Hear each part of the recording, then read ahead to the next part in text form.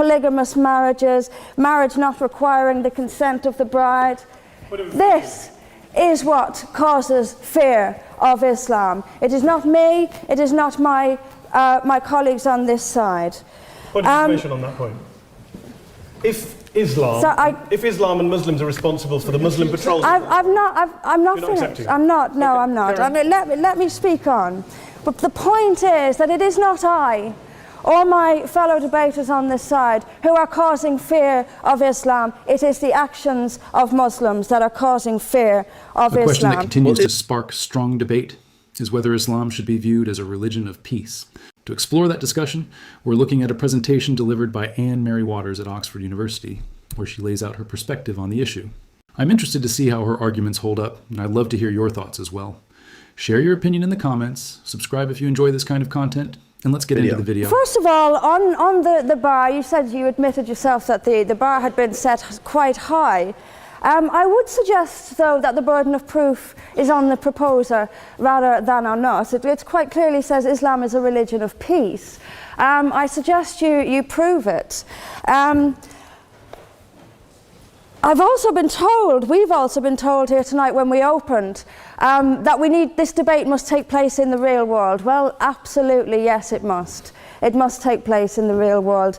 And I will describe what Islam is doing in the real world. We can sit and we can debate theocracy day in, day out. We will never agree. We can debate, is there a God, isn't there a God, is the Quran real, isn't it? None of it actually matters. What matters is what happens in the real world, as my opponent quite rightly said. My side of the argument is regularly told that we've heard it again tonight, we were described somewhat as hate. We were told that we are demonizing Islam, whipping up fear of Islam. Not the first time I've been accused of this, probably won't be the last.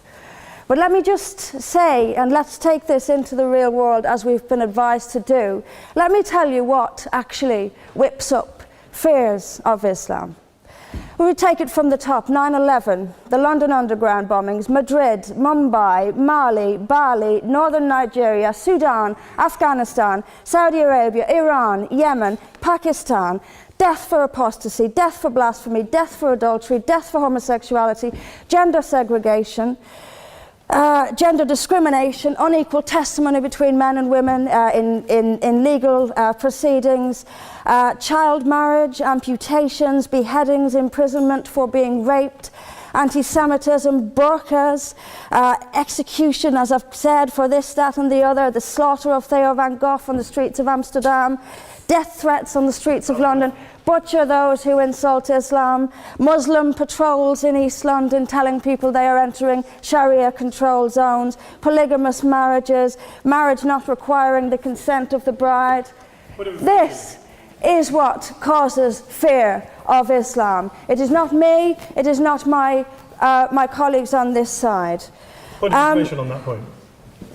If Islam and Muslims are responsible for the Muslim patrols, I'm not finished. I'm not. No, okay, I'm not. I mean, let me speak on.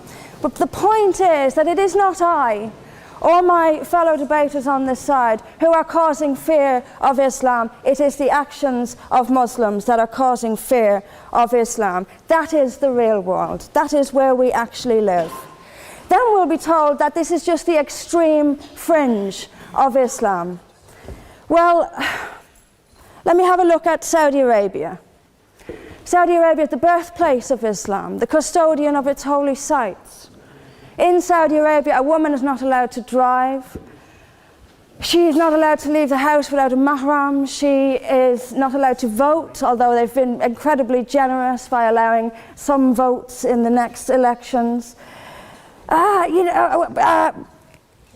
This is apparently the extreme fringe of people are executed for blasphemy, executed for apostasy.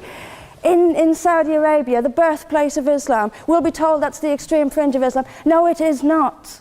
Calling Saudi Arabia the extreme fringe of Islam is like calling the Vatican the extreme fringe of Catholicism. Sorry, it just doesn't work. Then we'll be told that we've misunderstood.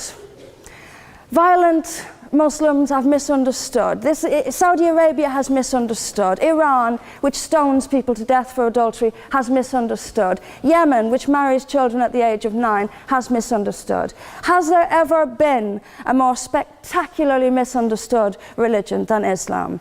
It seems that these nations who apply it as their laws, nations which have the Quran as their constitution, innumerable nations, where there is no free speech, where there is no freedom of religion, they've all got it wrong.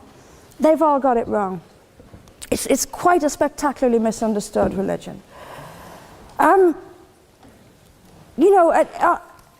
There's just so much. I'm constantly told as well that I need to respect Islam.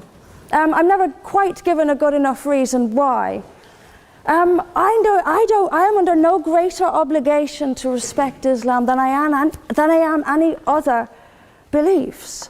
I'm under no more obligation to respect a woman oppressed in the name of Islam than if she is oppressed by the BNP or anyone else.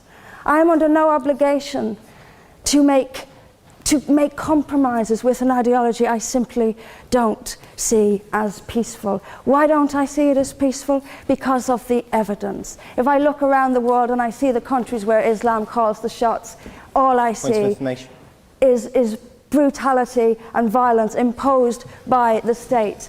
We were told that peace is not just the absence of violence, but the presence of justice. Absolutely. I do not see how in a nation where, as the only woman here, I have some particular issues with the way women are treated in Islamic states. Now, you can argue that they've got it wrong.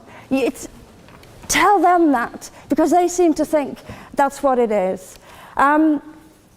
Yes, I mean, there's so much to say about it, but is there a peaceful Islam? Yes, there is. It's in the hearts of peaceful Muslims. Unfortunately, though, there's also a rather more objective Islam, and peaceful Muslims have to do some really rather creative interpretation, like the command to beat her. I've seen Muslim women. I didn't stand up for you. Well, I didn't. So if you could just have a bit. I knew this would happen. I knew this would happen, by the way. I knew this would happen.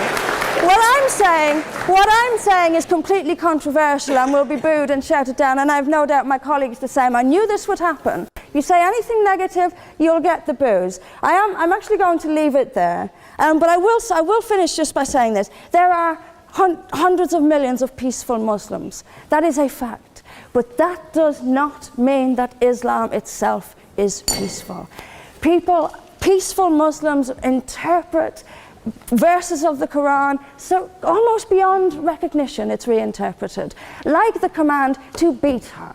It's there in the Quran, and I've seen Muslim women try to dance around it. They put words in there that simply aren't there.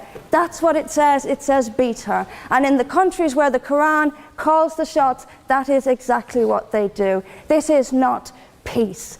This is not justice. Anne Mary Waters' central argument is that many of today's violent conflicts involving Islamist extremist groups are not isolated incidents, but reflect a broader ideological problem that deserves serious attention.